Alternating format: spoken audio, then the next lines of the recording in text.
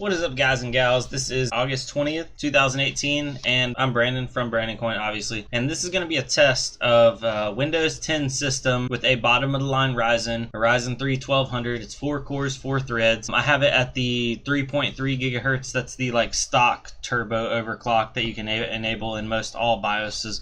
They come at 3.1 gigahertz. So what I'm going to do is actually run a Cinebench test on my CPU, and we can go ahead and run that now. I'm going to run that while OBS is recording, and I'm also going to do that after I upgrade the RAM. But right now we have 4 gigs of DDR4, it's 2400 megahertz, and everybody always tells me upgrading your RAM makes your system faster, and I don't believe that's always the case. It definitely makes your system more usable. You can do more with it at the same time. You don't have to load as much onto VRAM, but I figured I would test it. So we're going to run it on Cinebench, and then after that I'm also going to see what kind of hash rate it's pulling on Monero, so Kryptonite V7, and then we'll install the RAM. Actually, I got another 4 gigs of Ballistic Sport DDR4 right here, and we'll just compare it. We'll see what Cinebench is before and after, and also what the hash rates are mining before and after. So yeah, here is the other shtick of the Ballistics by Micron. Always cool to try something different, you know, never know. This might be huge. This might make big difference. We're almost done with the Cinebench test. Let's see what that's going to come out as. That came out as a 475. So we'll just CB 4 gigs, see what kind of hash rates we're going to get.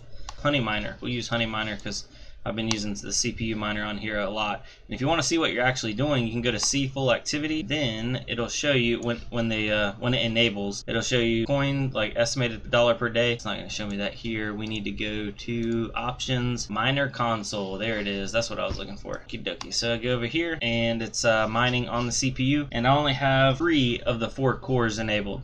So if we go over here to the CPU performance, so you'll see 3 of these cores are maxed out. 1 core is left to be able to just keep the system afloat, so to speak. It's like we're getting 118, 122. I'll give it 5 burn in. 122.5 is the highest still. All right, guys, so it looks like we got a little bit of a bump. We went up to 138.1. I'm gonna go ahead and note that. All right, guys, so I'm going to install the RAM and properties, and see, yep, Ryzen 3 1200, 8 gigs of RAM, so good to go. I'm gonna go ahead and run this. All right, guys, so we got a 466 actually. Last time we got a 475, so we basically, I'm gonna call that negligible. We didn't gain anything. We actually lost a little bit. Let's see how it does actually there with hash power or hashing. Would you like to save it? Nah, we don't need to save that.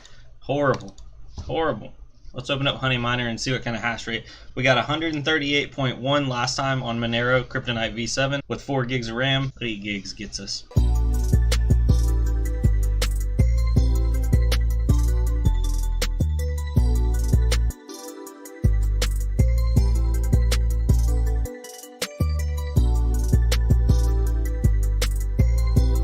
Alright, guys and gals, I let her spool in. I'm letting the last little share come in, but it looks like about 144.5 is the hash rate. It's showing the highest is. Last time it was 138.1, so like I said, we're right in that negligible, less than a 10% gain, less than a 5% gain or loss on both Cinebench and Honey Miner. So all in all, for let me stop this. That's 8 cents a day, by the way, at the current rate. So all in all, for mining or just general computation, 4 gigs versus 8 gigs on Windows 10 is not going to make your system faster. It will allow you to open more things, keep more stuff open at one time, bigger games, that sort of thing. But yeah, so if you like this kind of direct comparison testing, I was thinking about doing some of it with some upcoming hardware. Just let me know. Comment down below if you have any recommendations. By the way, this Adios.